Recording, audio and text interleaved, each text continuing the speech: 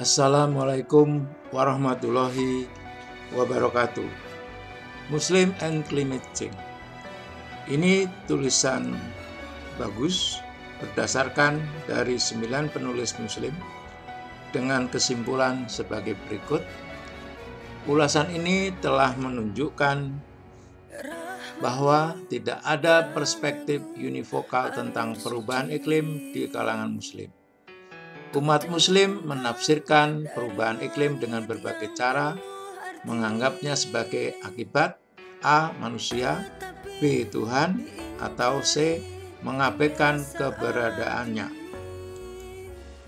Firman Allah, dan musibah apa saja yang menimpa kalian maka disebabkan oleh perbuatan tangan kalian sendiri, dan Allah memaafkan sebagian besar dari kesalahan-kesalahanmu. Al-Quran Surat Asy-Syura ayat 30. Nah, ini sinkron dengan firman Allah.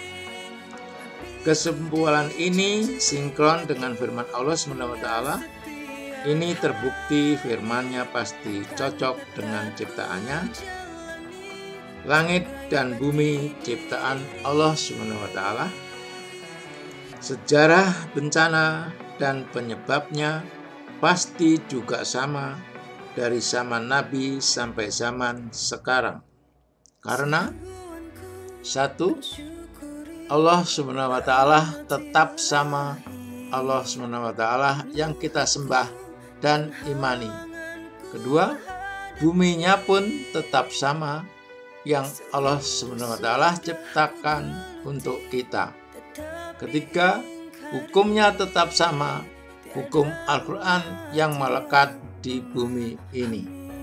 Keempat, mataharinya tetap sama yang terbit di dua tempat 23,5 derajat lintang utara dan 23,5 derajat lintang selatan, membuat iklim panas dan iklim dingin.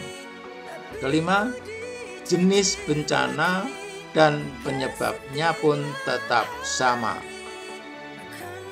Keenam, manusianya pun tetap sama, keturunan dari Nabi Adam alaihi salam. 7. Perilaku manusianya pun tetap sama, ingkar dan iman terhadap Allah SWT. Hanya macam perilaku manusia yang bertambah jumlahnya. Kalau di zaman Nabi hanya 2 perilaku manusia, yaitu A. mendustakan ayat-ayat Allah SWT, dan B. mempersekutukan Allah SWT. Tetapi di zaman sekarang ada 7 perilaku manusia yang menyebabkan bencana. A. mendustakan ayat-ayat Allah SWT, B. mempersekutukan Allah SWT, C. israf, bersifat berlebih-lebihan, D. sikap zalim, E. kufur nikmat dan takabur, F.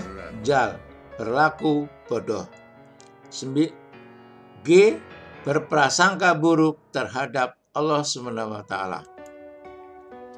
Ini semua perilaku manusia mengundang bencana. Nah, ini perilaku manusia di zaman Nabi. Saya beri contoh hanya 4 bencana. Ini yang dilanggar, yaitu perilakunya mendustakan ayat-ayat Allah SWT. Saya beri contoh 2. Ini zaman kaum Bani Rasid, Nabi Nuh, Nabi ketiga, yaitu banjir. Ini jenis bencananya. Ini kaum Madian, Nabi Syuaib, Nabi ke-13, gempa bumi. Ini mempersekutukan Allah SWT. Jadi 2 sifat nih.